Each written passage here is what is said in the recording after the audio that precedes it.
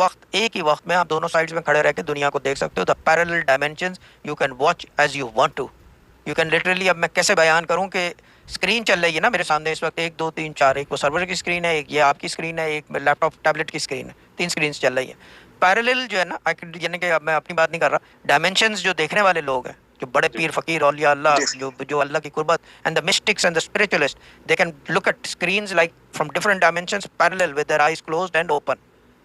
دیکھو overlap کر رہی ہوتی ہے. اب میں ایک بڑے شیخ کا نام لوں گا یہاں, کیا کہتے ہیں اسے, نقشبندی طریقت کے. جی, ہمارے یہاں پہ اٹھنے بیٹھنے والے نے ان سے پوچھا کہ آپ کو دکھائی کیسے دیتا ہے, how do you see things. تو انہوں نے کہا کہ میں سر اوپر کرتا ہوں تو پورا لکھا ہوا نظر آتا ہے مجھے. That's a parallel dimension that opens for ہم. میں شیخ ناظم دا گریٹ کی بات کر رہا ہوں, ٹھیک ہے نا, اور اس میں کوئی دکھ وہ بات چھپانے والی بات نہیں, ہارون غالب کی بات کر رہا ہوں.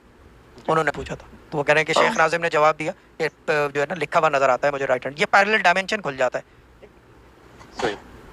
ایکسکیوز می, پیرلل ڈائمینشن جب کھلنے لگتا ہے لکھے ہوئے میں, تو اس کا مطلب دیکھنے میں فری ایٹ ول آتا ہے, کیونکہ پیرلل ڈائمینشن رائٹنگ میں وہ اپنی مرضی سے آتا ہے.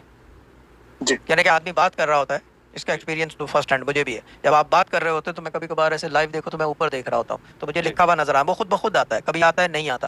جب خود بخود چیزیں آنے لگ جائیں تو اس کا مطلب آپ با اختیار ہو گئے ہو.